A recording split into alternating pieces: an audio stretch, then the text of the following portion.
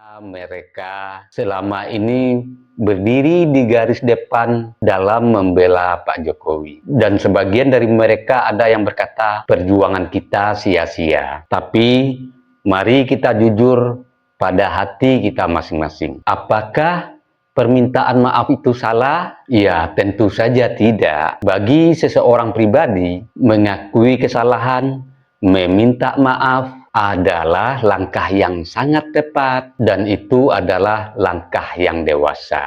Dan tentu itu tidak bisa kita hina. Namun, apakah dengan meminta maaf semuanya sudah selesai? Belum tentu. Disinilah kita harus adil. Karena ada hal lain yang tidak boleh kita tutup, yaitu tentang tuduhan ijazah palsu Rismond sendiri. Dan di titik ini, saya berdiri di posisi yang jelas bahwa upaya-upaya dari YouTuber Nusantara yang bahkan sampai menelusuri ke Jepang sana, itu adalah bagian dari mencari kebenaran. Dan itu juga tidak boleh dihentikan, karena hukum tidak berjalan dengan perasaan.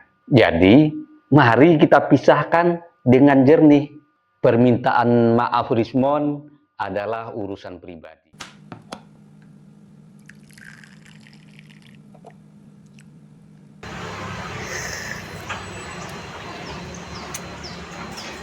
Bagi sahabat yang mau sloki unik ini, sloki tengkorak, ya silahkan klik keranjangnya ya. Sahabat bagi perokok tahu persis rasanya ketika dia mau menyalakan rokok di pinggir pantai atau di tanah lapang. Itu pasti banyak angin, dan untuk merokok menyalakan koreknya pasti kesulitan, pasti padam oleh tiupan angin. Tapi semuanya tidak akan terjadi lagi jika korek kita ini kapasitas gasnya besar. Jika sahabat ingin korek seperti ini, cek di keranjang produk.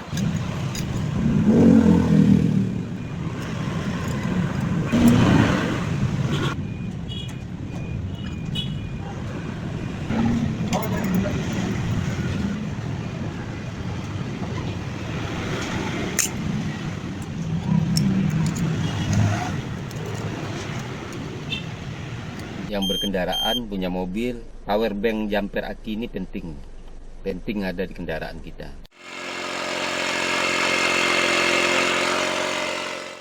Nah sahabat, ini juga penting di mobil ini buat handsfree kita. Jadi ketika kita menyetir ada telepon masuk, kita nggak perlu pegang handphone, ya langsung jawab di sini.